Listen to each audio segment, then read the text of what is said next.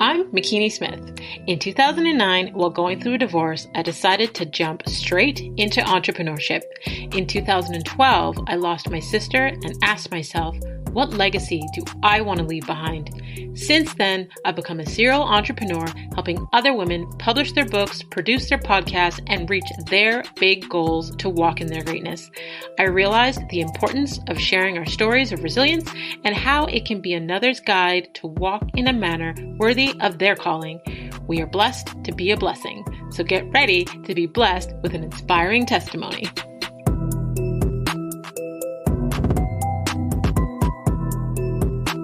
Hey, Legacy Leavers. Thank you for joining us on the Walk in My Stilettos podcast, the top 1.5% most popular show in the world where we have conversations with amazing women that are letting us step into their shoes. I help women to own their voice so they can create impact, prosperity, and legacy.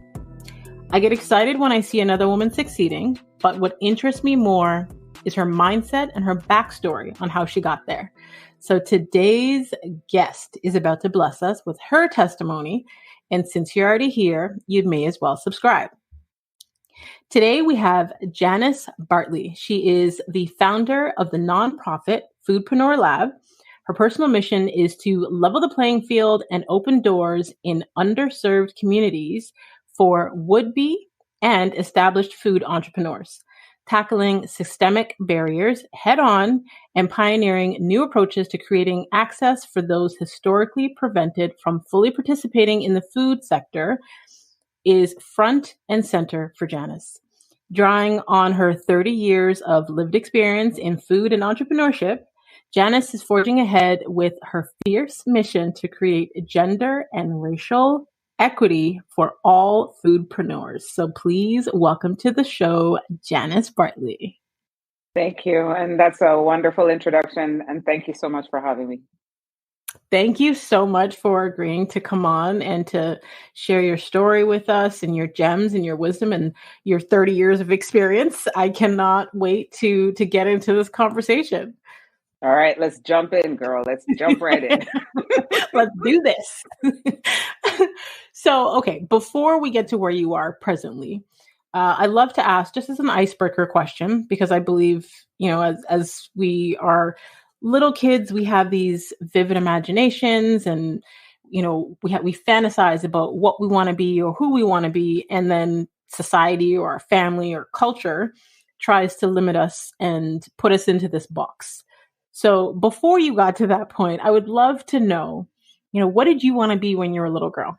I had a vision of being a ballerina. I loved to dance. And I loved to dance so much that, and this is where our imaginations are a blessing.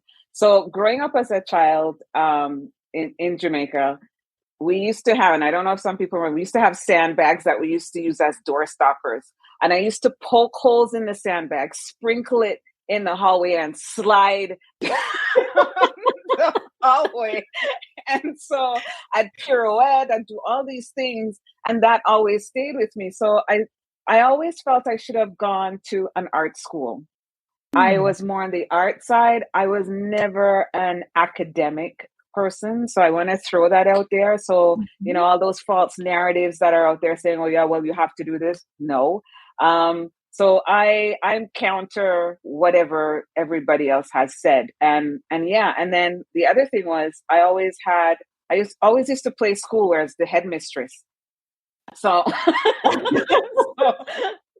somewhere in between. Okay. So like at any point, did you ever get into dance, like pursuing anything like that?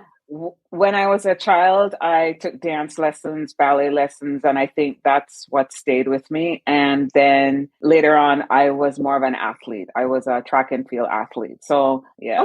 Okay. So explain to us how you got to where you are today. Tell us that story. Well, I am going to preface it by telling you this. Sports played an integral role regarding my mindset. And I was able to link both in my 30s on the significance that it played. And why do I say that is, as a runner, I was a sprinter. And then as I got older, I still ran. And I used to do hills in my 30s. And one of the things about being an athlete, or, having that ingrained in you, is that some days you make it up the hill when you're running without effort. And then other days it's just like, oh my God, what was I thinking? I'm too embarrassed to walk back home. People are gonna see me. And so and so that was the template for my approach in life when I had challenges, obstacles, or whenever I addressed anything. And so fast forward, this has propelled me to where I am. And I'll also tell you, many people never thought I'd be here. It wasn't a given. I'm Black, I am female, I'm working in a space where it's predominantly male and white. And it's part of a call to action for representation. So of course you're going to ruffle some feathers. I don't know whose feathers I'm ruffling. And quite frankly, I don't really care because I don't watch that side of the TV. I kind of deal in the present mindset, right? And so, yeah, just that approach for me is how I've dealt with stuff. I'll say in my 20s, we all go through it where we're kind of trying to figure out our identity. But once I hit my stride, and we can talk about when that happened later on, it's like you're not concerned about what other people think because your purpose is higher. Your purpose is higher. Absolutely. Well, okay. So let me ask you this. Would you say that you are walking in your purpose right now? Absolutely. And let me tell you, I struggled in my 20s, 30s, and even in my 40s, I can, admit, because people always say, you need to find your purpose. You need to find your purpose. But a purpose is not a needle in a haystack. That's not what it is. A purpose is you falling into something and you can't walk away from it. That's the best way I can describe it. So, for example, you find a cause, or I shouldn't say find a cause, you're drawn to a cause, whatever that is. And even though you don't have any money, even though you don't have any expertise, even though you don't have any support, you just know whatever is wrong, or whatever needs to be amplified, or whatever needs to be brought to light, you need to play a part. And you eat, sleep, drink this thing, okay? And like you can't shake it. And that's what happened with me. And so I fully understand. So, oh, okay. So now I understand what purpose is. And being a woman of faith, I prayed about it because I was like, oh, okay, God, like really, I don't have any money. You want me to do this? I'm taking hits left, right, and center. How is it possible? And then, I do my devotions every day and I try my best because God knows you're battling some serious demons out there, whether when it's internal or external, right? And I always remember, what Moses must have felt like having to go through the desert with these people constantly complaining. So I was like, okay, I can do this, so that's how I looked at my approach. But yeah, that's for me, it's purpose. I find a commonality between all the women that I've had on the show. And I think by the time this airs, we'll be at probably 170 episodes plus, the other women that I've interviewed where, the episodes haven't come out yet. But a commonality of, almost 200 women that I've interviewed is that their pain birthed their purpose. Oh yeah. Oh yeah. So I get the feeling that is the same with you. Absolutely. And so yeah, that's pain comes in many ways. Some are related, some are unrelated, you think, but there's always a relationship. And so I started a business as an entrepreneur with my partner of 20 something years, and he passed away in 2012. Oh, wow. And he suffered from PTSD, and he committed suicide, and wow. I was just devastated. I cannot describe to you the level of pain. And so I internalized all that. I didn't communicate with anybody. It took me it took me 6 years to come through the grieving process. But the first 2 years, I shut down. I was no longer, participating in the sector. I went on hiatus because I never really had time to grieve what we were going through because he was ill. And it really affected me in more ways than ever, because he was my business partner and he was my relationship partner. So it was a double whammy. Yeah. And a lot of my growth happened as we were building the business with him. And so I felt like I lost a half of myself. And what that allowed me to become is extremely sympathetic and empathetic for other people who experience that as well. And for women who lose their partners regardless of the circumstances, because I fully understand the emotional reset as a woman that you go through that nobody prepares you for. And one of the things I learned about grief is nobody prepares you for it. No. You learn how to cook in the kitchen, you learn how to clean the house, you learn how to do financial statements, you learn how to love people, you learn how to manage relationships, but nobody tells you how to manage grief. And I have a very good friend, and she's like a sister to me. And she said to me, okay, I'm going to sign you up with an organization that helps people who've lost partners by suicide. And I said, okay, without hesitation, because I knew I didn't know what to do with all this emotion, because it's a lot. And I went there and it was extremely helpful. And it also gave me perspective, because I realized when I was in the group, I was doing a lot better than the other people that were there. And so that kind of made me realize, okay, whenever this ends, and it never ends, but however you have to package it and place it, because it's delicate, then you take whatever time that's required. And so through that birthing, I was reborn, literally. And so I recognized what my strengths were. I recognized that I was not the sum total of my partner, and my business is not the sum total of me. But more importantly, I recognized that all these things we're running around to acquire doesn't matter. It really doesn't matter. And so I worked myself to the bone prior to that, to the point where I got so sick, I had to take some time off. Lesson number one I learned: if you don't have your health, you have nothing, because money can't buy that.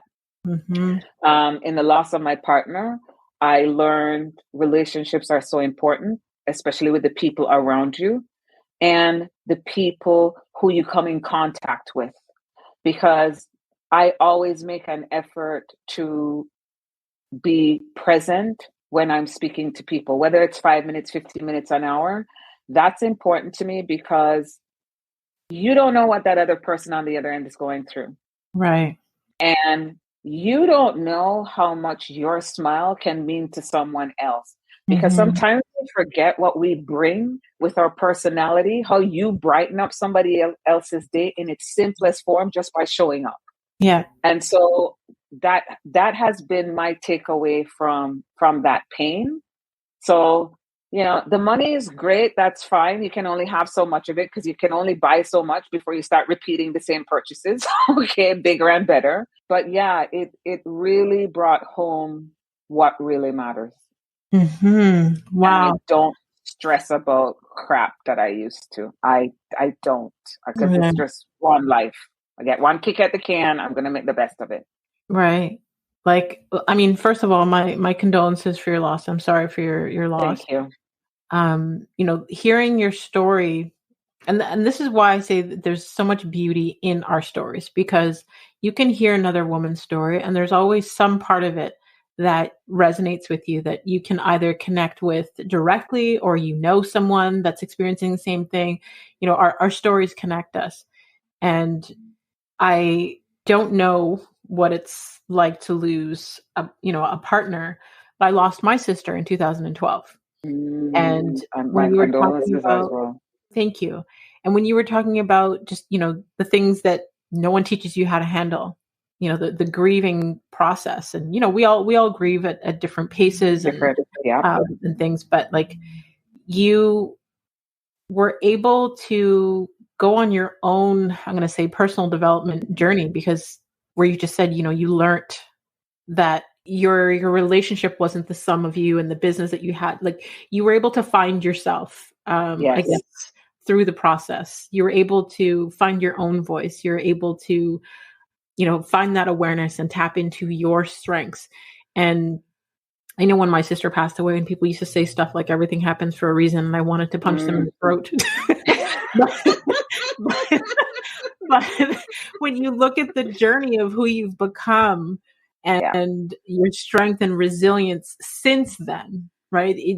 You've developed, like, I don't know who you were then, but listening to your story, like the development, and the person that you've developed into and the work that you're doing and the impact that you're making is just so beautiful. So I think it's a great, I guess, a great way to honor.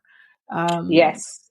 Yeah. The memory of the individual. Absolutely. Yeah. And that is what I remind myself every day, because there are times I hear myself, man, if he was here, he'd be so proud. He would just, because he was one of my biggest cheerleaders. So I was very fortunate that way. Still a pain in the butt, just like any relationship. I don't want to pretty it up and go, oh, he was perfect. Hell no. But fantastic cheerleader, full of encouragement, and just a beautiful soul. So I was very fortunate. I love that. I love that. So tell us about the impact that you're making with the FoodpreneurLab. So FoodpreneurLab was created in January 2019 as a not-for-profit. And the mandate for us is to really ensure that we deliver gender and racial equality in the food ecosystem. And we do that by supporting all our food entrepreneurs that are looking to launch and scale their food products. And that was important for me because of the lack of representation I was seeing. And I didn't understand why that was. And so my foray into this was asking the one question that literally tethered me to this was, why are we not here? And I was like a dog with a bone. I just couldn't let it go. And the more I asked and the more I did research and the more I was looking into the stats and, what percentage of ethnic food as they categorize it was representational, 14%, but we don't even represent 14% in the market. I was like, how is that possible? And so what I started to do was put together bits and pieces in the design of what we now have, which we refer to as our pathways, not programs, because for us, pathways are plans of action. And so that was very important for us. But, but more importantly, how to do it differently, because the current incubator accelerator style approach wasn't meeting the needs of our communities. Because when I'd go and ask, so are you aware that, this space exists? And the answer was always no. No. And so what became very clear is that the trickle down information was not trickling down. At somewhere it was stopping, and we were over here, doing our own thing, trying to make it. Meanwhile, if we just, looked over the fence, oh, there's some tools and there's some space. And so I, with my colleague, I said to her, okay, this has got to stop. I literally said that to her. I said, this has got to stop. And so, that was when the fire was lit. And, I went around, and I don't want anybody to think that, oh yeah, I woke up and the fire was lit under me. I saw a gap and I wanted to fill it. No, I took some hard knocks in the process of it. I've had some severe disappointments, and I've had the dismissals, right? I've been overlooked. I've gone through all that. But, I'm I'm a firm believer And coming also from my background, growing up with Jamaican parents and living in that history and culture and the sayings, which is what is for you can't for you. So nobody can take what's designed for you. Okay, try all you might. So yeah, and so with that tenacity and fervor, that's where I kept moving. So for every bounce I took, I got up and I just kept going. So I was like a dog with a bone. But yeah, that is what created FoodpreneurLab. And in doing so, we made sure that we designed something that spoke to the food entrepreneur, which was individualized. It was done in an environment that is supportive. It was done in an environment where people look like you and that they understand you, that they could meet you where you're at, that they could appreciate your lived experience. In other words, you didn't change to participate. Change would happen while you participate, and there lies the difference. Love it. Love it. You know what's interesting? Just about, I'm going to say 15 minutes before we were scheduled to record this episode, I had opened my phone to a WhatsApp group that I'm a part of with a cohort from a women's entrepreneurship incubator program that I was a part of that helped me to launch my other business. And I was reading one of the messages because they still send us opportunities and things that are out there. And I looked down and I was like, FoodpreneurLab. So I'm reading. I'm like, wait a minute. I'm interviewing Janice in like 30 minutes. Okay. So with that said, tell us about the government funded pathway that you have right now. So that has been a blessing, let me tell you, because I literally spoke to the universe and said, okay, this has to change. We need to find funding that speaks to entrepreneurship that supports Black communities. And literally in 2 weeks, the government of Canada announced the Black Ecosystem Fund. And I was like, thank you, Jesus, because I don't know how much longer we are expected to perform without the skills, the tools, and the money. Like it's impossible. And so they made an announcement for $200 million. And part of that is the Black Ecosystem Loan Fund and the Black Ecosystem Program, where we were one of 30 participants to receive funding for the next 4 years. And so this supports all sectors of entrepreneurship, which I am so thrilled about because we are so talented. You know, we have always been operating from a deficit. The Canadian Black Chamber of Commerce did a report on Black businesses, and 71% of Black businesses bootstrap, which means you are launching in debt. As simple as that, okay? And yet we still manage to compete. So one can only say, my God, what would happen if we did have some money? I'd hate to see what we could do. You know? So it was a no-brainer. It's unfortunate it took this long, but everything happens at the right time, whatever that right time is supposed to be. But I am so pleased because now, we get to invite a younger generation into the frame. We get to invite women, men within the Black community that have ideas and dreams within them that they thought they could never launch, and I always say the biggest sin is to die with the dream inside you. And we always have this story that when you go to heaven and Peter meets you at the gates and you meet up with the Lord says, I'm going to open this door and show you something. And when he opens the door, it's all your blessings that you never tapped into because doubt and fear took over your life. Yeah. And so I live by this motto, and sometimes I've found out, which is, gee, what's the worst that could happen? Try, right? Yeah. Because I don't want to leave this place with stuff inside me that I never tried. And I have children where they're adults now, but I want to be representational of that. I want them to soar. And sometimes you have to take a risk. And it's so funny. I even don't like using the word risk because actually what you're doing is you're investing in yourself. Yes. So it's not a risk. You're taking a chance on yourself. Okay. Yes. I love that. So And it's all about our perspective, right?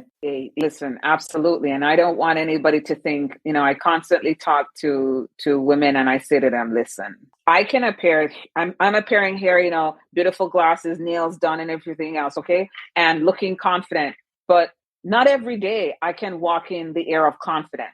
I too have the noise. The difference is I am disciplined in how I control that noise. So I tell people who I talk to, especially women, that when you are faced with an opportunity and you think you're not good enough, because you hear the noise, oh, you're going to suck at this. Oh, you're going to fail. The first thing I say to them is, you say out loud, no, you pause and you say, that's not correct. Because you can't have two negatives going on at the same time. So when you speak to yourself openly or loudly and say, no, that's not correct, with emphasis and with pause, the negative cycle shuts down because now you're listening to the positive one, right? And so just like a sport, that requires training. It doesn't happen. It's not something just you audit one and done. No, you have to consistently do it and stop looking at what other people are doing. This is your race. That's one thing track and field taught me. There are 8 lanes. How you choose to run those 8 lanes is the difference between gold, silver, bronze, or no medal at all. Okay. So run your own race. Run your own race because you're competing with yourself. Your competitor is only a vision to let you know what the potential exists. That's how you need to look at things. Okay. Oh my God, she made 200 million. Maybe I can do that. Not, oh my God, she made 200 million. Who is she? Exactly. It's to inspire. Yeah. I love all of what you said. I was just thinking about what you said about you may look confident right now, but you can't live in that space 24/7. And I don't remember where I heard the quote, but there's a quote. It says, "Courage is fear walking." So, it's very similar to the, feel the fear and do it anyway. Right? Exactly. Or the famous one is fear is false evidence appearing real. That's a more common one. And the one that I love is thankfulness takes the sting out of adversity. I love that. Yeah. In my first book, I switched around the acronym of fear, the false evidence appearing real, into face everything and rise. Because I love that. I'm going to write that face down right everything now. and rise.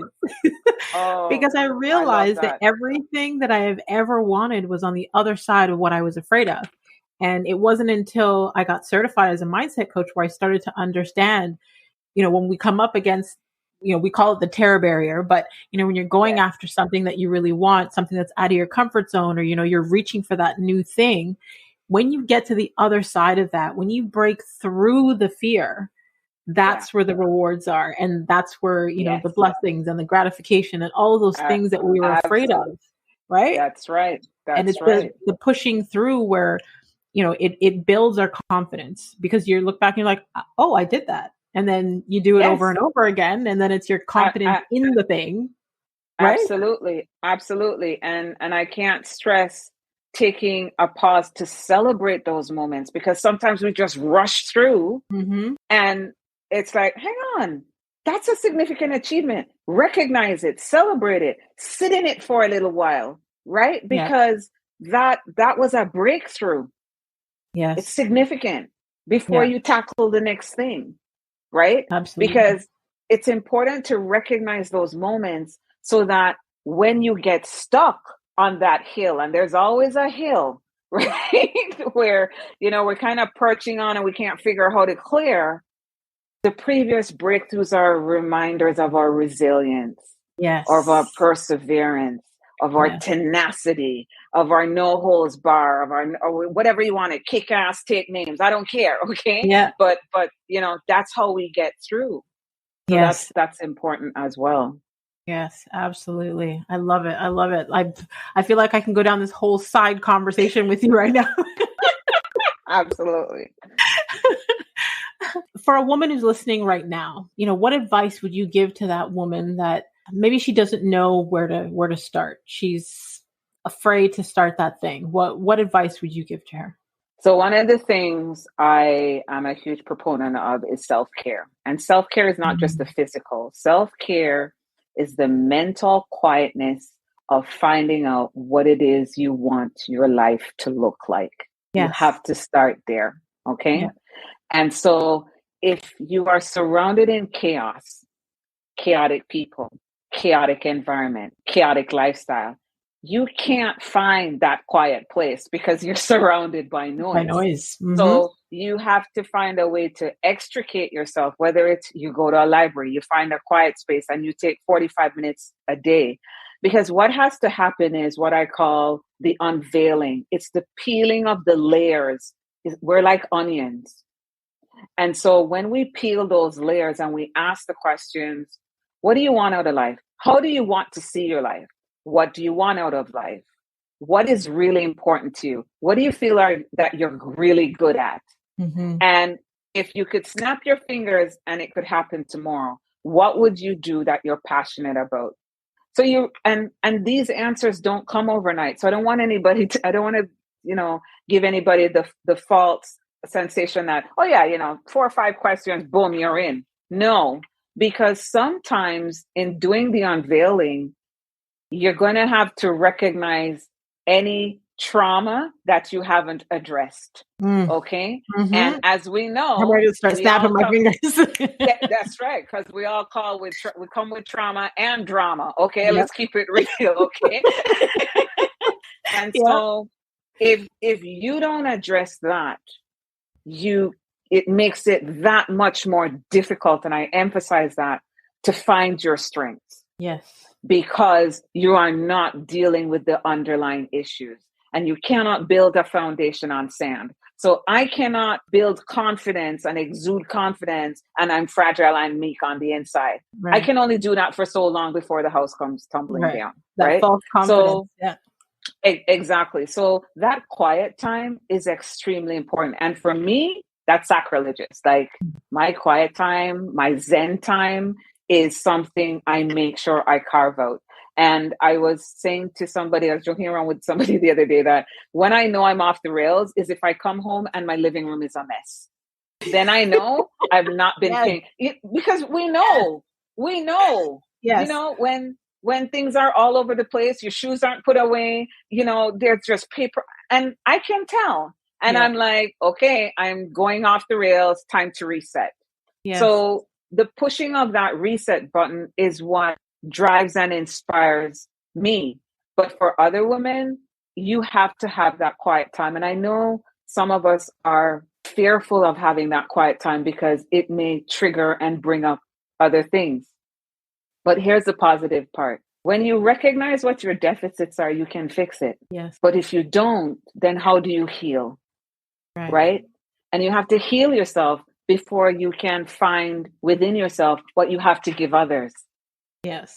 Right? So my pain, that 2 years of hiatus was my healing. Whether or not I liked it, that's just what it was, right? Yeah. So that now fast forward, I can now give of myself.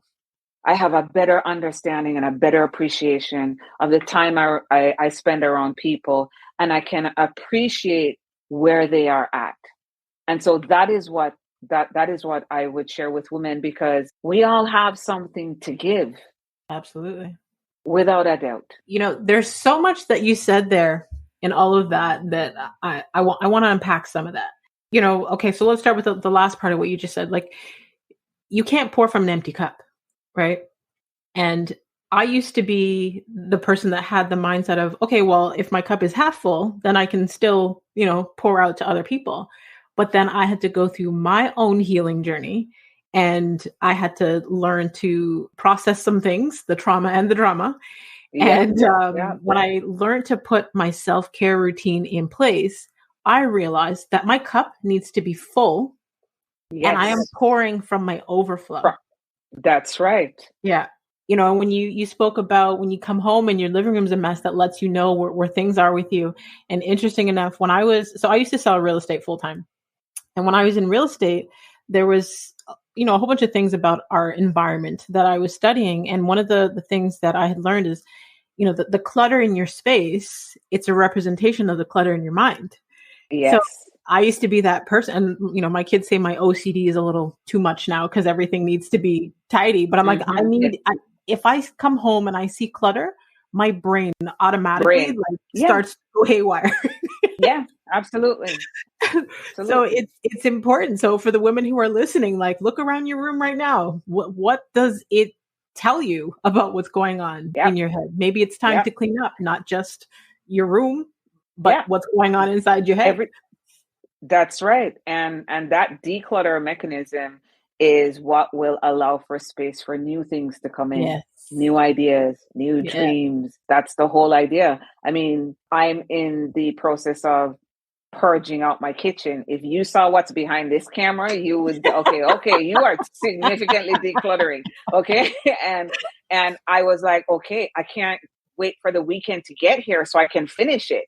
Because there's something when you put the key in your door and you walk in, it's your safe space. Yeah.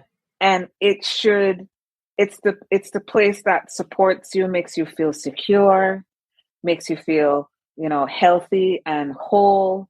And so that is equally as important Absolutely. mentally and physically. So that's all you're doing. We're taking Yeah. it from the physical side to the mental side. Yeah.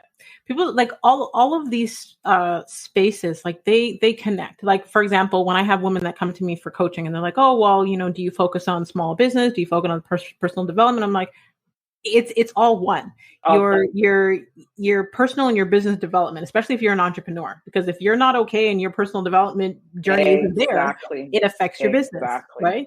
Exactly. And even the advice that you gave to the women that are listening about prioritizing self-care, I had to learn, I'm going to say about 3 years ago when I was going through my, I'm going to say healing journey from a breakup, where I learned to prioritize self-care, and I broke it down into mind, body, and soul. Because sometimes I may ask a woman, like, what's your self-care routine look like? And they're telling me about their skincare regimen or, Yes. their workout Yes. or whatever. It's But I break true. it down into mind, body, and soul because we are people, we have different parts to us, different layers, different, levels. So if I am not taking care of one part of me, it affects the other, The right? other. It's not in harmony. So I have to make sure that, in my mind that I'm constantly educating myself and reading and doing Yes. things to clear my mind, and for my soul, making sure, prayer, meditation, for Absolutely. my body, like making sure I get enough sleep and I'm eating properly and doing all those, they all affect each other. Like as an Yes. entrepreneur, some people feel like, it's a 24/7, but I've learned to set boundaries because I need to prioritize my self-care. And if I'm not okay, I don't have the energy to function within the business and to go after the things and to serve to the level that I want to serve or make the impact or do any of those things if I'm not taking care of me. Yeah. Yeah. You're absolutely right, and you hit the nail on the head. And it's funny because you said mind, body, and soul. I was having a chat with my daughter, and she said the same thing. She goes, I have mind, body, and soul where I focus on all three. And I was just thrilled to hear that because sometimes as women we forget to tell our daughters or even sons, because it's not just limited to women. It's human beings require Yeah. this self care.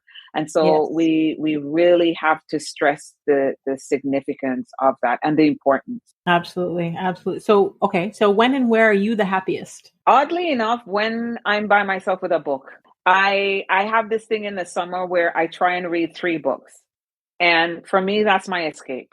Because when you have so many touch points where you're connecting with people, you tend to be the opposite, which is that quiet time where you just get to be quiet or escape through a novel. And for me, that quiet time I use as well to just do a check-in with me. How is Mm-hmm. Janice doing? What do you want? Are you good? What do you didn't like? And are you happy in your space and place? And you said something about the relationship earlier.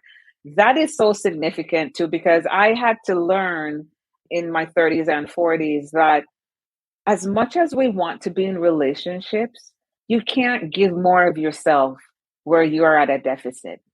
And we constantly do that, and I was joking around with some friends the other day, and one of them was turning 50, and she was saying, "Oh, what should I expect when I'm 50?" I said, "Oh, girl, you're gonna love 50 because 50, you don't give a crap what people think." Okay. See, I got there at 40. Exactly. And I said, at 50, you don't give a crap what people think. She goes, "Well, what happens at 60 and 70? I said, "Well, at 60, you're literally your own woman. You don't have to check in, tell anybody what you're doing. And at 70, you speak your mind and you don't watch your words. And at 80, you pretty much say anything that comes to your mouth because you feel nobody's listening to you anyway, right?" But to go back to your point, I've always thought that as women, and especially Black women, and I don't speak for all Black women, when we get into relationships, and I don't know if it's because we've been conditioned based on what we've seen, we always feel like we have to give 150%, even when that person is only pouring in 50%.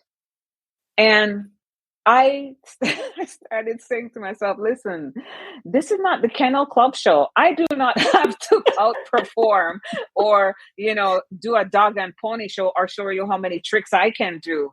No, that is not how I assess my value anymore. I'm sorry. So my philosophy is, hey, listen, what you see is what you get. And if you can cope with all this, okay, in a respectful manner, and still appreciate the confidence that comes with it, the support when it's needed, then I can equally reciprocate what you give me. Yes. Because now I'm not settling for less than. Yes. Right? Love it. Because it's equal. It has to be equal. And so for the women, I have to stress, make sure you have your tribe. That's also important. Yes. That sisterhood of girlfriends. And I don't mean acquaintances. Your sisters, your ride or dies. Your ride or dies, and they come in different colors and creed. I don't want anybody. I don't care what anybody says. Oh well, your sister has to do that. No, she doesn't. Right. Your ride or die sisters come in various forms because it's a soul connection. I truly believe that they just get you. Yeah, that is imperative because that is your cheerleading squad. And when you're an entrepreneur, only surround yourself with your cheerleading squad because those people celebrate with you. They will cry with you. They will lift you when you fall, and they will always check in. Listen, I have girlfriends where I only talk to them once every 4 months, but they are there. Yeah. They never go, "Oh my God, I haven't heard from you in 2 weeks." Never. Right. You pick up where you left off. Precisely. It's seamless.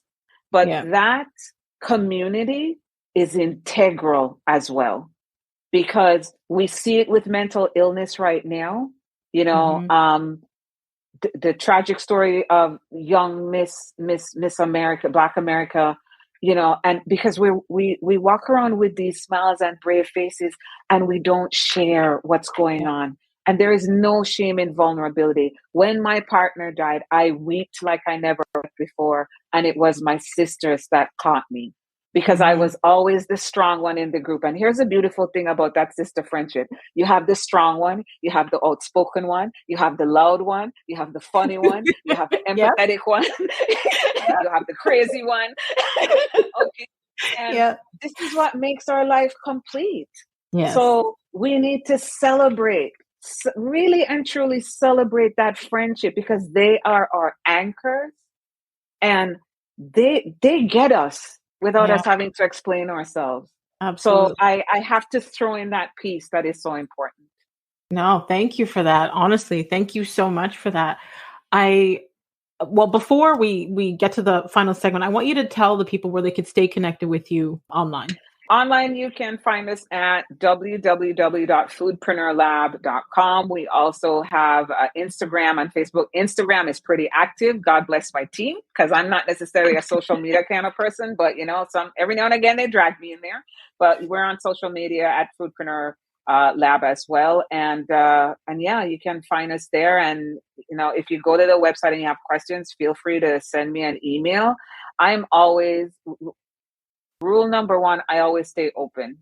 So I really and truly embrace whatever is coming, because I have a rule.